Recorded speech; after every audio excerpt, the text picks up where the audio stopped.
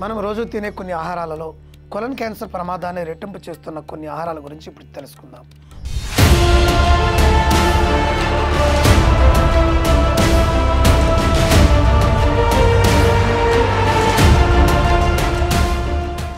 కొలన్ cancer ఇటీవలి కాలంలో భారతీయులలో కొలన్ cancer ప్రమాదం చాలా ఎక్కువగా ఉందని చెప్పుకోవచ్చు. దీనికి ప్రధాన కారణం ఏమిటన్నది మనం తెలుసుకుంటే, నేనైతే రాంగ్ డైట్ అని చెప్తాను. సరైన ఆహారాన్ని తీసుకోకపోతే, మహా అయితే పోషకాహార లోపంతో ఆ పూట కొంచెం నీరసంగా అనిపిస్తుందేమో, కానీ మన ఆరోగ్యానికి చెడు చేసే ఆహారాన్ని తినడం వల్ల అంతకంటే ఎక్కువ ప్రమాదాన్ని అయితే తీసుకొచ్చే అవకాశం అయితే ఉంటుంది. ఎప్పటికప్పుడు అప్డేట్ అవుతున్నటువంటి ఈ ప్రపంచంలో చాలా టేస్టీగా ఉండేటటువంటి కొన్ని డేంజరస్ ఫుడ్స్ మన జీవితాల్లోకి ప్రవేశించడం జరిగింది. ఇవి ప్రమాదకరమైనటువంటి కొలన్ క్యాన్సర్లకు కారణభూతమై ఉన్నాయి. ఈ రోజున అటువంటి కొన్ని డేంజరస్ టేస్టీ ఫుడ్స్ గురించి మనం ఇప్పుడు తెలుసుకుందాం. వీటిలో మొదటిది ఫ్రైడ్ ఫుడ్స్. సాధారణంగా మనం ప్రతిరోజు గమనిస్తూనే ఉంటాం, మనకు కనిపించేటటువంటి స్ట్రీట్ ఫుడ్స్లో సగానికి పైగా కూడా ఈ ఫ్రైడ్ ఫుడ్స్ మాత్రమే మనకు కనిపిస్తున్నాయి. చిప్స్ నుంచి మొదలు పెట్టుకొని చికెన్ పకోడీ వరకు అన్ని నూనెలలో వేయించిన ఆహారాలే మనకు కనపడుతున్నాయి. ఈ ఫ్రైడ్ ఫుడ్స్ను తయారు చేసే క్రమంలో ఆహారం అధిక వేడికి ఎక్స్పోజ్ అవుతూ ఉంటుంది. అలా జరిగినప్పుడు అక్రిలమైడ్ అనే ఒక కెమికల్ ఆ ఆహారంలో తయారయ్యే అవకాశం అయితే ఉంటుంది. ఇక ఈ కెమికల్ క్యాన్సర్ను చాలా ఈజీగా ట్రిగ్గర్ చేయగలదు. అలాగే ఈ ఫ్రైడ్ ఫుడ్స్ అడిక్షన్ అనేది ఊబకాయం నుంచి కొలన్ క్యాన్సర్ వరకు అనేక రకాల అనారోగ్యాలకు కారణభూతమై ఉందని చెప్పుకోవడంలో మనం ఎటువంటి సందేహం పడాల్సిన అవసరం అయితే లేదు. కాబట్టి నూనెలో వేయించినటువంటి ఆహారాలకు మనం వీలైనంత దూరంగా ఉండాల్సిన అవసరం అయితే ఉంది. ఇక రెండవది కార్న్ సిరప్. దీనిని హై ఫ్రక్టోజ్ కార్న్ సిరప్ లేదా HFCS అంటూ ఉంటాం. సాధారణంగా సూపర్ మార్కెట్లో లభించేటటువంటి చాలా రకాల ప్రాసెస్డ్ ఆహారాలలో కృత్రిమ షుగర్స్ అనేవి ఎక్కువగా ఉపయోగిస్తూ ఉంటాం. ఈ HFCS కూడా ఒక రకమైనటువంటి కృత్రిమ షుగర్ లాంటిదే అని మనం చెప్పుకోవచ్చు.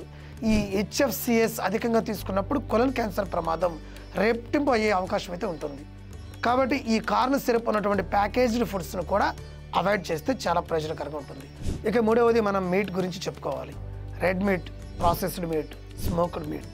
ఈ కొలన్ క్యాన్సర్ ప్రమాదాన్ని ఎక్కువగా పెంచే ఆహారం ఏదైనా ఉంది అంటే అది రెడ్ మీట్ అని చెప్పాలి మనం. సాధారణంగా మాంసాహారాలలో మయోగ్లోబిన్ అనే ప్రోటీన్ అధికంగా ఉంటే దానిని రెడ్ మీట్ అంటున్నాం. ఉదాహరణకు మటన్, బీఫ్, పోర్క్ వంటివి ఈ రెడ్ మీట్ కోవలోకే వస్తాయన్నమాట. ఇక ఈ రెడ్ మీట్ను ప్రపంచ ఆరోగ్య సంస్థ కూడా క్లాస్ 1 కార్సినోజన్గా పేర్కొనడం జరిగింది. దానికి కారణం ఏమిటంటే, ఈ రెడ్ మీట్లో ఉండేటటువంటి హీమ్ ఐరన్ కడుపు లైనింగ్ను డ్యామేజ్ చేసే ప్రమాదం అయితే ఉంటుంది. అలాగే ఈ రెడ్ మీట్ అధికంగా తినే వారిలో కొలన్ క్యాన్సర్ ప్రమాదం సుమారుగా 30% వరకు పెరిగే అవకాశం ఉంటుందని కూడా అనేక అధ్యయనాలు చెబుతున్నాయి. అందువల్ల వీలైనంత వరకు ఈ రెడ్ మీట్ను అవాయిడ్ చేయడం మంచిదన్న విషయాన్ని మాత్రం మనం గమనించాల్సిన అవసరం అయితే ఉంది. ఇక ప్రాసెస్ చేసినటువంటి మాంసాహారం కూడా ఈ మధ్యన బాగా పాపులర్ అవుతుంది. హాట్ డాగ్స్ అని, ఫ్రైడ్ చికెన్ అని రకరకాల పేర్లతో లభించేటటువంటి ఈ ప్రాసెస్డ్ మీట్ కూడా క్యాన్సర్ కారకాలలో ఒకటి అని చెప్పడంలో ఎటువంటి అతిశయోక్తి లేదు.